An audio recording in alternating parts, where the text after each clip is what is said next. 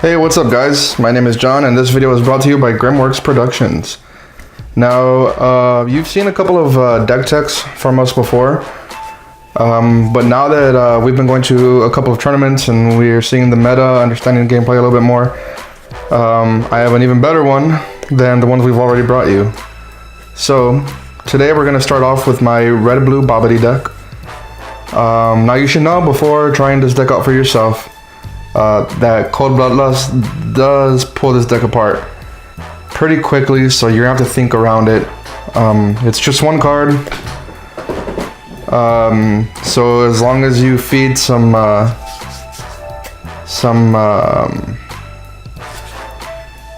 cards that your opponent doesn't want abilities to go off, they should be able to get rid of one or two in time for you to play Babidi before the game ends. So we're gonna start with the leader, which is Goku Black. One of the things I like most about playing Goku Black is that when your opponent sees it, he's waiting for Black Rose Goku and the mana destroying deck to come out. So he's going to be kind of surprised when you pull out Babidi. Goku Black does help you consistently pull Babidi out on turn 4, which is another reason that I like him. This is that little bit of mana ramp. So basically with Goku Black, what you do is you take one card from your life total, add it to your charge area, and it becomes energy, and at the end of the turn you have to sacrifice one energy.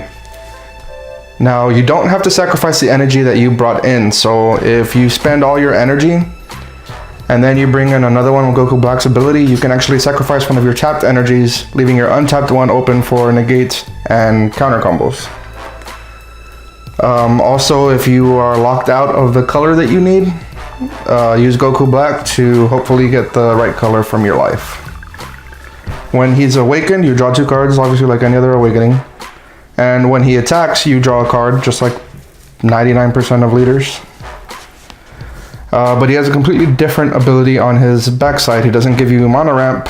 What the backside does is, when you are at 2 or less life, which he helps you bring yourself down to 2 or less life, he gains double strike and 5,000 power, so he becomes a little bit of a beast. So now we're gonna start with the deck. Obviously, if you're gonna play blue or anything with a high mana cost like Babidi's mana cost of 6, you want to get there as quickly as possible. So you're gonna start with Boma God Tempter. Everybody already knows what she does. She lets you search your library for the 4 mana Whis. So since you want that 100% of the time, you play 4 of her. And in a lot of decks, playing 4 Bomas, you can play 2 or 3 Whis. In this deck, I am playing 4 to make 99.999% sure that I'm going to get him when I need him. So, Whis, he comes into play, you take the top card of your library and you put it into your energy field. Mana ramp. The next card I'm going to play is Objection. For 2 energy, I can take any card from my hand and add it to my energy zone. Now that's why Goku Black comes into play. It's really important that I get Objection on turn 2 or 3, preferably turn 2, but if I don't, Goku Black's ability is going to help me get out the 4 mana Whis as early as possible, because it's really important that you get to 6 mana by turn 4 with this deck, because your opponent will not believe that you can get Babidi out that soon, so he won't be ready for it. I actually did that in a game this tournament. I went up against a yellow-red deck, and anybody playing yellow is obviously playing Cold Bloodlust. He was using Ginyu as his leader. So on his turn 3, he tapped all his mana. On my turn 4, I played Babidi. There was nothing he could do to stop it. I just got to sit there and watch his chin touch the table when his mouth fell open that wide. So, next we have 4 Majin Boos, and after you play Objection or Goku Black's ability, you have that 1 floating mana energy there. Just go ahead and play Majin Buu. Make sure you get into Babidi as quickly as possible. Of course, if your leader is blue, you're going to be playing Boost Attack Piccolo. For no energy, you can give your leader 10,000 pump up and draw a card, as long as your life is at 4 or less. So 4 of those. And we have 4 negate attacks, Weesis Corrosions, negate the attack, and untap a mana, which is good because you can untap the red mana if you have Vado's Assistance in your hand, or untap any other mana if you need to pay for a counter combo. Now the last blue card, I play 4 of Energy Boost Beerus, but I actually find that I very rarely play him in this deck because by the time I have the mana to pay him, I pretty much have the mana to play something better, like Babidi.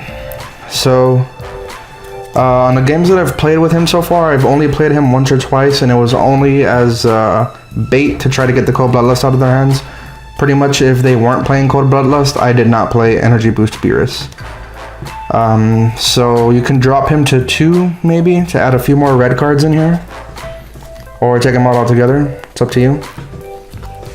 I still have not figured out how I'm going to drop him, what I'm going to add for him, so I'm still working on that. Now, going into red, we have the most important card, which is Mind Controlling Babidi. Everybody should know what this does by now. You play Babidi for 6 energy, and you get to look at the top 7 cards of your library and get 2 battle cards. I keep wanting to call them creatures, sorry. Magic the Gathering. You get 2 battle cards and of 2500 or less attack and play them. When that happens, you do get their abilities. So, the main card you want to pull out is Ghost Attack Super Saiyan 3 Gotenks, because when he comes out, he gives you a couple of tokens that are 1500 attack and no ability, but if you have 4 or less cards in your hand, Super Saiyan 3 Gotenks gives himself and the tokens double strike. So you get him out, you get Babidi out on turn 4. You're also getting Gotenks and 2 other tokens. Now on turn 4, your opponent's leader is probably still on their normal side, which means Babidi's 10,000 attack could possibly deal a life damage to them. I wouldn't go comboing into it, it's just, you know, attack with it, see what happens. The next card can also be pulled out by Babidi. Destructive Terror Champa.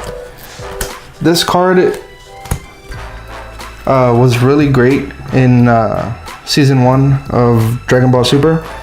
In Season 2, 6 mana seems like a little steep, but Babidi pulls him out for free. So, aside from his very amazing triple strike, he has an auto. When you play this card, choose all of your opponent's battle cards with 1500 or less attack and destroy them. So on turn 4, when he hopefully comes out because of Babidi, your opponent's not going to have anything stronger than 1500, so you'll just wipe out whatever he has on his board, including any blockers. And then triple strike. So triple strike is amazing. Now, the next card I'm going to show you, if you have 4 of them to play, play 4 of them. I only had 2, so there's only 2 in here, but I would have played 4 if I had them. Miraculous Comeback Ultimate Gohan. If your opponent swung at you during his 3rd turn, and he comes out in your 4th turn, you attack his creature that's tapped, and you deal 2 damage automatically to your opponent's life total. So not only did you get rid of one of their creatures, you also did life damage. In case your opponent doesn't have a tapped creature, he does still have double strike, so either way, you're dealing 2 damage, but at his best, he kills a creature and deals the 2 damage. He also has the ability that you can play him for 2 mana if you have 4 or less cards in your hand, but he's mostly coming out with Babidi. There's hardly any times where you're actually going to bring him out for 2 mana, or you're going to hard cast him, which is pay his mana costs. Babidi does all the work in this deck. The next card I'm going to show you is Jiren, Fist of Justice. Now I do play 3, probably not one of the cards that you want to go 4 of. He does have the ability to attack untapped creatures, and he swings really hard the first time he swings. He'll swing at your opponent's creature, he'll automatically untap himself and give himself a 10,000 boost. So that's 30,000 going into whatever creature you deem the most threatening. And then since he's untapped, you can go ahead and attack again to your opponent, dealing double strike. Now, there's very few instances where you're going to really rely on that double attack because, like I keep saying over and over again, Babidi does have like a 90% or more chance of coming out on turn 4 with this deck.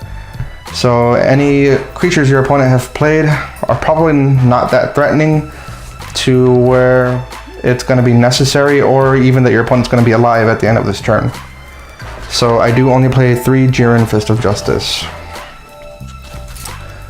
The next card I'm going to show you is going to be Relentless Super Saiyan 3 Son Goku.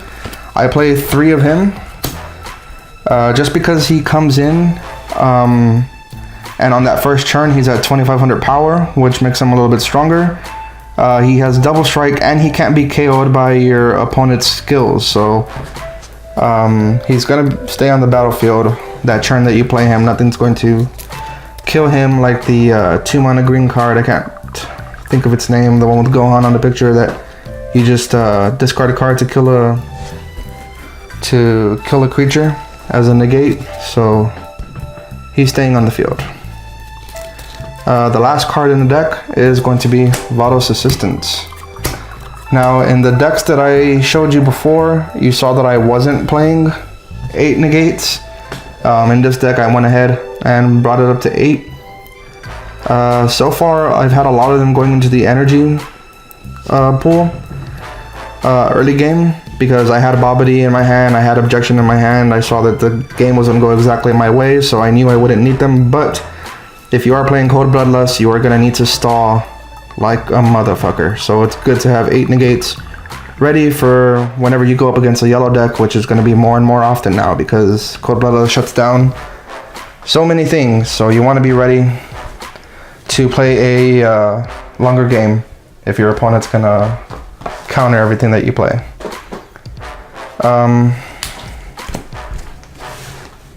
One of the things we wanted to do for our viewers, because these videos have gone off a lot better than a lot of the content that we have on Grimworks, and to show our appreciation, we are actually going to be doing a random giveaway with the special packs from set 1 and set 2. So we are going to be choosing 2 viewers at random to give these away for. And all you gotta do is like, comment, and subscribe. You can comment anything you want. You can tell us your favorite leader, the combos you like doing. Give us a whole list of your deck so that we could try it out here at Grimworks. Just put Dragon Ball Super giveaway contest as a comment if that's all you want to do. So go ahead, like, comment, subscribe, push that little bell if you want to keep getting notifications from Grimworks. If you want, while you're there, I highly suggest it. You can go ahead and check out some of our other content. We have plenty of things regarding Warhammer 40k. We have our podcast, the City Podcast, which is pretty much just 5 fat guys being stupid, trying to make you laugh, trying to make each other laugh. So all you have to do to enter this contest, once again, is like, comment, and subscribe. And we will be choosing a winner shortly before Christmas so that you can have something nice in case nobody loves you and nobody gets you anything. So thanks again for watching, and we'll see you next week with another video.